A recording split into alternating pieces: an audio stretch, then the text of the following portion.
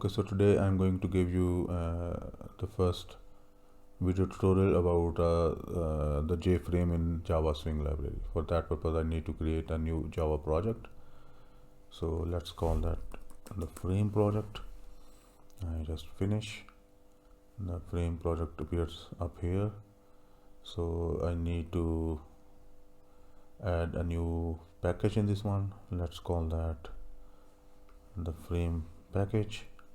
And now I need to add a new class in this one. Let's call this class the frame class. I also want to include the main method in this, so here it is. Now I want to create my first JFrame, so let's call it JF, and I want to have a new JFrame. Here you can see it's complaining by showing this as red. It cannot understand what JFrame is. For that I need to import the JFrame package in the swing class, java x dot swing dot JFrame.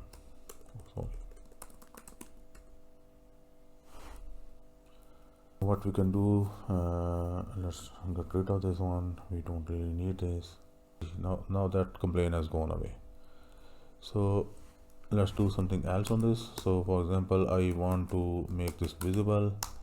I will set this to true. Here you can see now if I run this program, I will find out that the JFrame is visible on the screen.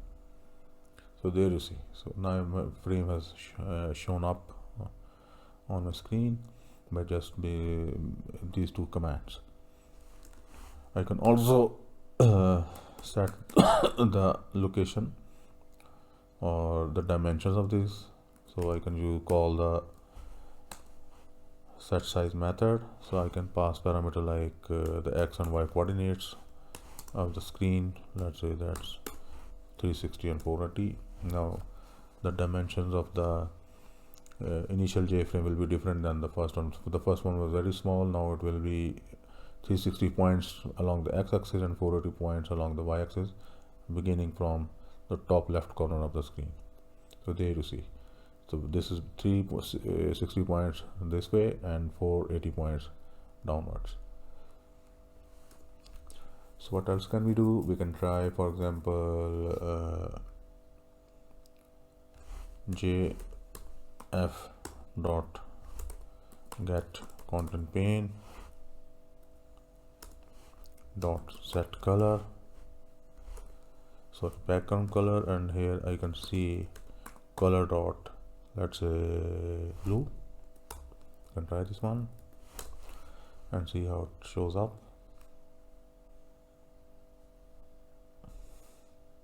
Now you can see that the color of the frame, background color of the frame has changed to blue. So another thing we can try is to change the image. By default, the image you can see is this Java's icon up there. I want to change it to my own. So for that I need to create an image icon.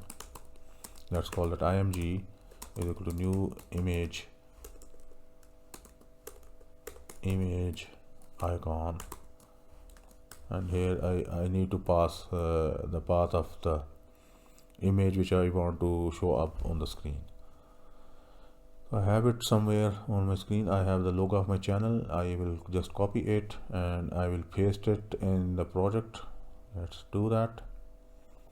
So now you can see that it shows up here, and please make sure that once you copy this, so the image is just like something 40 by 40 bits points in appearance.